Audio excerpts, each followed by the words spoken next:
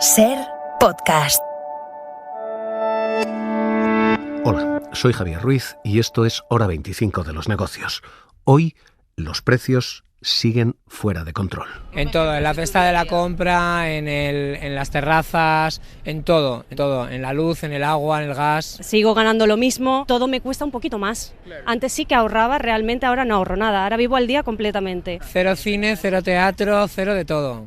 Se sale mucho menos, hay que apretarse un poquito ahí. Este es el sonido en la calle hoy, 10,5% suben los precios al mes. Que te llega la soga al cuello. Bueno, pues en la compra, desde luego que allí donde vas todo ha subido muchísimo y se nota bastante.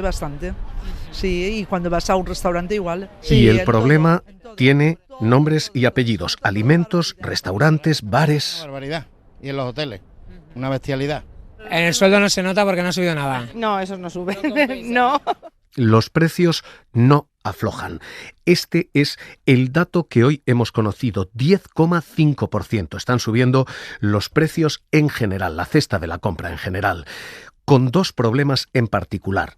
El primero, la inflación subyacente, la que básicamente descuenta a la energía y a los alimentos, la que es más constante, está subiendo de manera considerable y de manera incontenida, hasta el punto de que estaba en poco más del 0,2% en febrero del año pasado y está en el 6,4% este año. Hay una subida que ya no es un problema solo energético, es un problema de precios en general. Y este, digo, es el primer problema. El segundo es que los alimentos y hoteles, cafés y restaurantes están absolutamente fuera de control. Y eso es lo que explica la subida de precios que estamos viviendo. Jordi Fábrega, ¿qué tal? Muy buenas noches. Hola, buenas noches. Vamos primero con el dato general y con ese dato subyacente, porque en los dos hay mucha lectura y hacemos después grupo a grupo. Pero general, subyacente primero. El INE ha revisado los datos de la inflación general y concluye que el aumento de los precios en agosto es algo superior al que había comunicado inicialmente, es del 10,5%. Estamos ante el tercer mes consecutivo con la inflación por encima del 10%, aunque en el último mes ha bajado 3 décimas. Esas 3 décimas de bajada se deben básicamente a que los carburantes han reducido su precio después de 2 meses en los que han estado disparados. Pero esa bajada ha quedado anulada por el encarecimiento de la electricidad, que se ha vuelto a disparar en agosto, y también, como dices, por los alimentos.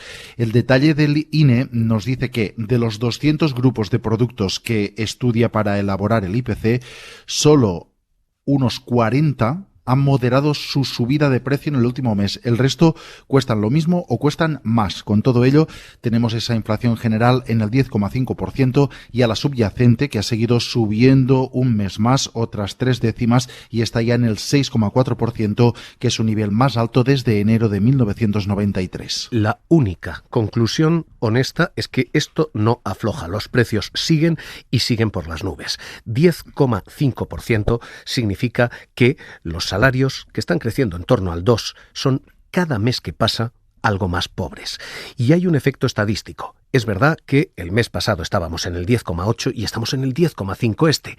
Hay una ligerísima bajada, pero esa bajada es fruto de un espejismo que estamos viviendo, y es el espejismo de los carburantes. El petróleo está cada vez más barato porque quienes negocian el petróleo entienden que vamos camino de una recesión. Así que se vende menos petróleo y ese petróleo que se vende es cada vez menos caro. Conclusión, bajan las gasolinas y eso es lo que está tirando de nuestra cesta de la compra hacia abajo. Las malas noticias son las que están tirando de la cesta de la compra hacia abajo. Pero, Sira Valdés, ¿qué tal? Muy buenas noches. Hola, muy buenas noches. Lo cierto es que las gasolinas han bajado y llevan ya prácticamente 13 semanas consecutivas bajando. Sí, todo el verano, un 21,3% menos que a mediados de junio. Pagan hoy los consumidores por la gasolina de 95, son 42 céntimos menos por litro. El 17 de junio marcó su precio máximo en 2,15 €, por lo que con la bonificación de 20 céntimos por litro, ese importe se quedaba en 1,95 €. Desde entonces, como decimos, ha estado bajando y cuesta de media en Península y Baleares 1,53 €. Es verdad que a finales de agosto el precio repuntó ligeramente unos días, pero ahora lleva de nuevo 2 semanas cayendo. Mucho menos ha caído el precio del diésel, en torno a un 11%, así todo 21 céntimos, porque aunque los consumidores pasaron de pagar de media 1,90 € a finales de junio a 1,60 € a mediados de agosto, las 2 últimas semanas del mes ese importe volvió a subir y ahora, desde que comenzó septiembre, está bajando otra vez. Cuesta hoy 1,69 € de media, según los datos del geoportal de gasolineras del Ministerio de Transición Ecológica. Así que ahora mismo esto es lo único positivo que se puede decir de los datos que hemos conocido hoy.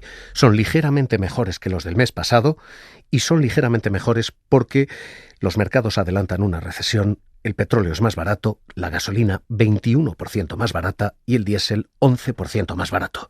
Insisto, dentro de la mala noticia, este es el único ángulo positivo, porque a partir de aquí lo que tenemos son 2 problemas muy serios y que afectan más a quienes tienen menos. Primero, alimentos. Pues a mí me afecta que cuando quiero comprar producto fresco me sale muchísimo más caro. Muchísimo, sí, tanto lo que es fruta como pescado sobre todo. Sí, claro, antes ibas al supermercado y ibas y llenabas el carro como se podía, ¿no? Llenabas sin mirar, y ahora vas más con la lista de la compra para no desperdiciar nada de lo que vayas a comprar. Porque están subiendo al 13,8% los precios. Es el mayor aumento que jamás hemos vivido en la serie histórica en España. Sí, pescado sí ya lo noto. Desde 30 céntimos hasta a lo mejor 1 €. El pan, la compra... Si antes lo llenabas a 40 €, pues ahora te llega perfectamente a 50. Nunca habían subido los precios como están subiendo ahora en la alimentación. 13,8% es la subida general, pero, Jordi, si uno va alimento a alimento, lo cierto es que hay algunas subidas más que significativas y que duplican con mucho esa tasa general. Hay subidas de hasta el 40%. Es el caso, por ejemplo, de la harina. Cuesta un 40% más que hace un año. La leche, que se ha encarecido en el último mes bastante y que acumula respecto al año pasado una subida del 26% en su precio. El aceite también cuesta un 24% más que hace un año. Los cereales un 21%. Los huevos un 22%. Son muchos los productos que están encareciéndose más del 20%, y otros, aunque no llegan a ese nivel, también están acumulando en los últimos meses subidas muy significativas. Es el caso, por ejemplo, del pan. En comparación con agosto del año pasado, el pan es hoy un 15% más caro. Todo esto nos lleva a que veamos en la tabla del INE que todos los alimentos, todos, han subido de precio respecto a hace un año. No hay ni uno que valga igual o que valga menos. Y eso que en el último mes, para buscar algo positivo, sí que el precio de la fruta fresca y del pescado fresco ha bajado algo respecto al precio que tenía el mes anterior. Tenemos un problema de precios que, además, es un problema de desigualdad social. Porque cuando sube la cesta de la compra y sube en el capítulo de alimentación, no todos pagan por igual esa subida de precios. Pagan más quienes tienen menos. Las rentas más bajas son las que destinan más parte de su nómina precisamente a esto, a pagar alimentos. Cuando los alimentos suben, los que son más pobres se convierten en todavía más pobres. Así que la alimentación es un problema económico y es un problema social. El gobierno, hoy, lo hacía Luis Planas, el ministro de Agricultura, confía en... Yo creo que la estabilización de los precios y una ligera disminución en los próximos meses es lo que es previsible que se produzca, al menos según los análisis, por ejemplo, del Banco Central Europeo, con una reducción significativa en el año 2023. Y ese es el primer problema que tenemos, alimentos. El segundo se llama hoteles, cafés y restaurantes. Suben un 7,6% de manera conjunta, pero el Banco de España ha publicado un informe que deja al menos varias señales y voces de preocupación. Primero, porque es lo que más está subiendo de todos los sectores. La subida es más que espectacular, pero sobre todo es más que el doble de la que están aplicando países como Francia, países como Italia o la media de la Unión Europea. Así que, en castellano, no solamente tenemos un problema a la hora de pagar el café o de pagar la caña, sino que, como país, estamos perdiendo competitividad en un sector clave. Somos cada vez más caros en un sector turístico que es el motor económico de España todavía. Esto es lo que tenemos y este es el problema local. Exactamente el mismo dibujo están dejando los precios en Estados Unidos, donde los precios hoy han bajado un poquito, pero en realidad se sostienen en el 8,3% en Estados Unidos. Hoy se ha publicado allí el dato de inflación, 8,3%. La inflación sin los elementos más volátiles, es decir, la subyacente, aumenta al 6,3%, exactamente casi como en España. Y la gasolina es lo único que alivia allí. ¿Les suena el dibujo? El problema es global. El que tenemos aquí exactamente igual que el que tienen allí. Tenemos alimentación fuera de control, servicios fuera de control y un problema social, con varias implicaciones por delante.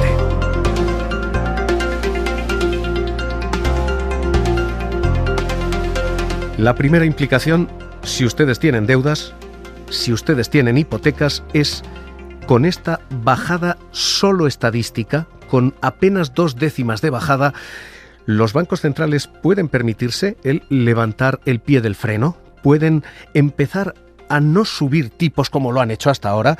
De momento parece que no. Y tanto la Reserva Federal como el Banco Central Europeo dicen habrá más subidas de tipos. Así que, primera implicación, para quien tiene una deuda, tiene más problema. La Reserva Federal ya lo ha dicho, días 20 y 21 de este mes habrá nuevas subidas. Jerome Powell. While higher interest rates, slower growth and softer labor market conditions will bring down inflation, they will also bring some pain to households and businesses. Aunque generen daño en hogares y en negocios, y ese es el conocimiento y la absoluta certeza de los bancos centrales, que estas subidas de tipos van a dañar y pueden caer en recesión. De hecho, eso es lo mismo que plantea el Banco Central Europeo, que dice el Euribor, los tipos seguirán subiendo. Christine Lagarde. In the face of an inflation that is extremely high, that is of a magnitude and persistence across sectors of that nature. Porque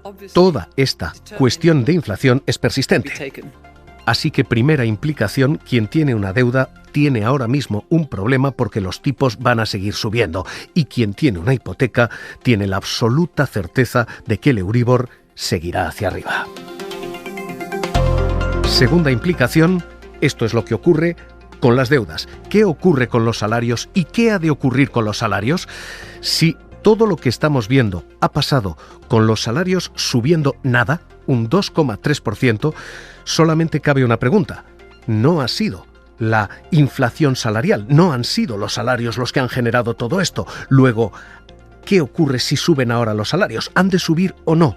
Desde luego, el empobrecimiento de las nóminas va a ser brutal. De un 10,5% al 2,3% que suben los salarios significa que los trabajadores se empobrecen 8 puntos. Así que los sindicatos están pidiendo ya subidas salariales. Hay que subir los salarios, hay que acercarse a la inflación que estamos padeciendo, porque de no ser así, las empresas están contribuyendo a la creación de las desigualdades sociales, a que la pobreza siga aumentando y, sobre todo, a que se reduzca el consumo y con ello la recuperación económica y el empleo. Es Maricruz Vicente, Comisiones Obreras. Ahora mismo esta es la gran cuestión. ¿Qué ha de hacerse con los salarios? Porque lo que tenemos en estos momentos es un empobrecimiento, y esta es la segunda implicación, la segunda consecuencia, un empobrecimiento de quienes tienen una nómina, de quienes tienen un puesto de trabajo.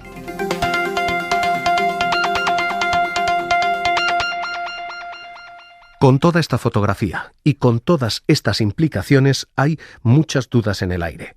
La primera, ¿los bancos centrales subiendo tipos de interés son una solución o son un problema? Porque no tenemos aparentemente un problema de demanda, no hay mucha gente comprando, sino un problema de energía que está calando en todo lo demás. ¿Subir tipos es algo que soluciona o es algo que agrava? ¿Tenemos un problema de salarios? ¿Debemos subirlos o no? ¿Y se puede resentir o no el mercado laboral? Esas son las cuestiones ahora mismo. Economista de Arcano Partners, Ignacio de la Torre, ¿qué tal? Muy buenas noches. Hola, buenas noches. Permítame que vaya con ese orden. Subir tipos y al ritmo al que se están subiendo nos puede llevar no a un problema de inflación, que ya lo tenemos hoy, sino de estanflación, estancamiento e inflación a la vez. Yo creo que la subida de tipos que se está planteando en Europa y en Estados Unidos nos va a llevar a una recesión técnica, que le quitaría un poco el dramatismo de la gran recesión. Una recesión técnica son 2 trimestres de crecimiento negativos, algo de subida de desempleo, pero no va a afectar a que el pulmón de la economía, que es la banca, siga financiando. Y luego sí creo que vamos a ver un empeoramiento de las condiciones como consecuencia de esa subida de tipos, y eso a su vez va a generar una menor demanda, y como se dice en mercado, pues las inflaciones matan a las recesiones matan a las inflaciones. ¿Y aquí podemos esperar lo mismo? Yo creo que en el caso de España tenemos un pelín más de suerte en términos relativos, porque lo hemos hecho peor que otras economías. Lo que vamos a ver es que, aunque entre la economía de la zona euro en recesión, sobre todo por Alemania y por Italia, España lo que verá es más estancamiento económico. Y es normal, porque al final es una economía muy exportadora la española, y nuestro principal cliente es Europa. Si nuestro principal cliente empieza a demandar menos bienes y servicios españoles, como el turismo, pues va a provocar que nuestra economía deje de crecer al ritmo saludable que hemos visto hasta junio y entramos en crecimientos cercanos a cero. Menos intertrimestrales. Esto es tipos, digo. Hay otra cuestión, y es salarios. Es evidente que no han sido los enormes salarios los que han provocado este problema de inflación, es un problema de energía, pero la cuestión es, ¿y ahora qué hacemos con los salarios? Están subiendo al 2%, los precios están subiendo al 10,5% prácticamente. ¿Qué hacemos con los salarios? Bueno, no es sostenible esa divergencia. Lo que vamos a ver es, en mi opinión, pues cómo se va negociando incrementos salariales a final de año, que van a estar más cerca del 4-5%, y al mismo tiempo vamos a ver cómo la inflación, al entrar a comparar meses en los que los precios están caros con meses del año pasado en los que estaba la energía muy cara, la inflación empezará a remitir a partir de diciembre. De tal forma, siguiendo datos del Banco Central Europeo, que está pronosticando que los salarios van a subir en media un 5% el año que viene, con una inflación media al 4,5 o 5%. Ya veremos cómo ambos se igualan, y eso va a permitir reactivar el consumo a partir de verano. Y el año 2024 lo que están planteando es que los sueldos suban otro 4%, con las inflaciones más cercanas al 2%, de forma que se regane algo del poder adquisitivo perdido durante este año. O sea que no es necesario subir el 10 y pico que están subiendo los precios, 4-5%, pero desde luego no este 2,3% que están subiendo ahora. Es decir, nos encontramos a medio camino entre salarios y precios. Sí, incluso una economía muy sobrecalentada en el mercado laboral como la norteamericana no estaba observando subidas salariales en línea con inflación. La inflación está por encima del 8%, los salarios suben en torno a un 5,5%. Estamos en un mundo muy diferente de los años 70, que tiene una mala noticia, y es que los sueldos no suben tan rápidamente. Una buena es que al no trasladarse la subida de inflación o la subida de sueldos, no se enquista la inflación, que es lo que ocurrió en los años 70. Pues Ignacio de la Torre, economista de Arcano Partners, gracias por estar esta noche aquí en Hora 25 de los Negocios. Un abrazo. Un placer, hasta luego. Y ahora otra cuestión por delante, porque todo esto es lo que acabamos de pasar, el pasado. De futuro, ¿qué ocurre en septiembre? Porque hoy mucha gente nos contaba esto, que efectivamente en agosto han seguido gastando, pero que en septiembre... Que me he cogido este verano en plan de decir, voy a aprovecharlo. Ahora cuando ya llegue mediados de septiembre, ya octubre, me pongo y ahí ya empiezo a ahorrar, a ser un poquito más así, a guardar un poquito. Sí, hemos controlado un poquito y lo hemos pasado pues más o menos normal. En cuanto lleguemos de viaje a nuestro domicilio habrá que apretarse un poquillo el cinturón, claro, porque llevamos 2 años con esta pandemia sin salir a ningún lado. Y bueno, ya tocaba hoy. Sí, y mayo todo el año trabajando. Es literalmente muestreo anecdótico esto, pero creemos que hay una categoría detrás. Mucha gente ha salido en verano y apurado en verano. Septiembre puede ser el mes de la contracción. Hoy, el líder de la oposición planteaba al gobierno una alternativa. Si tenemos un problema de alimentos, decía Feijóo. Somos partidarios, lo hemos dicho por activa y por pasiva. Estamos en una recaudación récord de IVA. Hemos bajado el precio, el IVA de la luz, el IVA del gas, y tenemos que pensar en una reducción del IVA de los alimentos en aquellos casos en los que afecte a los principios y a los elementos básicos de la cesta de la compra. De momento no hay respuesta en el Ejecutivo. Hoy esto es el futuro económico que viene, el de septiembre, y el futuro político. Porque la última vez que vivimos esto fue en los años 70, casi 80, cuando tuvimos un problema de precios por la crisis del petróleo. Entonces, un ministro, el ministro Fuentes Quintana... Ustedes intuyen y comprenden desde luego esos problemas, sin necesidad de que yo venga aquí a decírselo, porque la economía es cuestión de experiencia y de sentido común, y ustedes poseen ambas cosas en abundancia. Si las sufridas amas de casa vuelven desanimadas cada día del mercado y constatan con mayor precisión que cualquier índice de precios que el coste de la vida sube, es que las cosas no van bien, porque una carrera de precios no puede llevar a ningún país a ninguna parte. Son palabras de la transición y entonces aquello se resolvió con un pacto, el pacto de la Moncloa. Quizás este es momento de recordar aquello, los pactos de la Moncloa. O la confrontación de hoy. En fin, escojan ustedes. Hora 25 de los negocios, con Aimar Bretos y Javier Ruiz. En los mercados, hoy el dato de Estados Unidos y el dato de inflación es el que ha frenado las bolsas en seco. Se esperaba una contención y una caída, estamos viendo que los precios se sostienen, así que Wall Street se ha desplomado. Pablo Anzola, ¿qué tal? Muy buenas noches. ¿Qué tal, Javier? Buenas noches. Y también nuestro mercado. Sí, el IBEX tampoco se ha librado del pesimismo que ha inundado hoy Europa y tras caer un 1,6% hoy, borra prácticamente la sesión todo lo que ganaba ayer, se queda por debajo de los 8.100 puntos.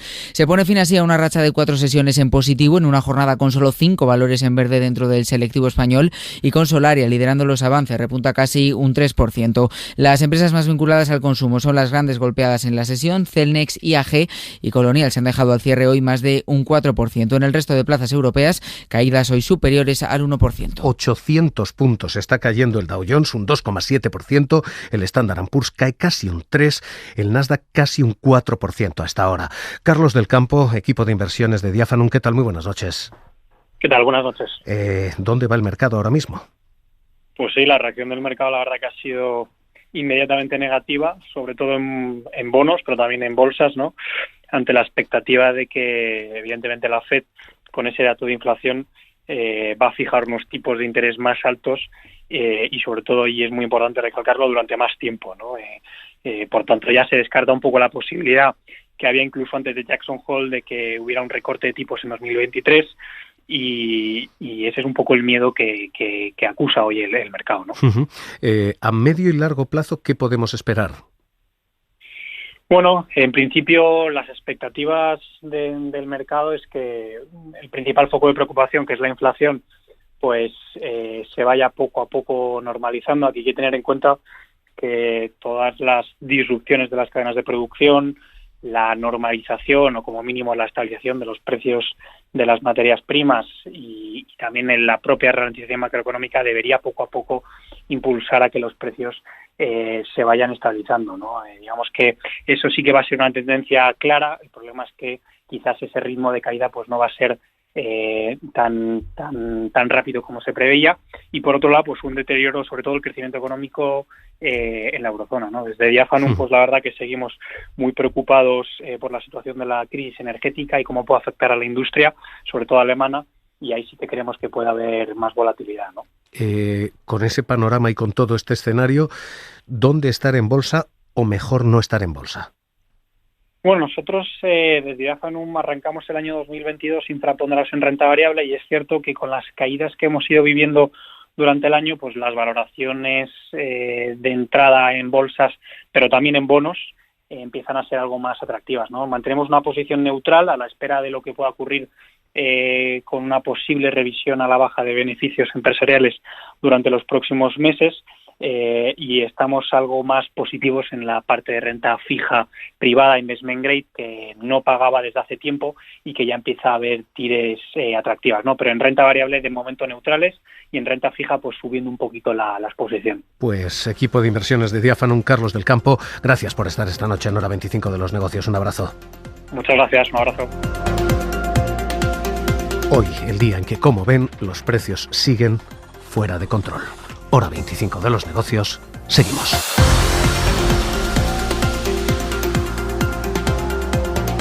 Suscríbete a Hora 25 de los negocios. Todos los episodios y contenidos adicionales en la app de Cadena SER y en nuestros canales de Apple Podcast, Spotify, iVoox, Google Podcast y YouTube.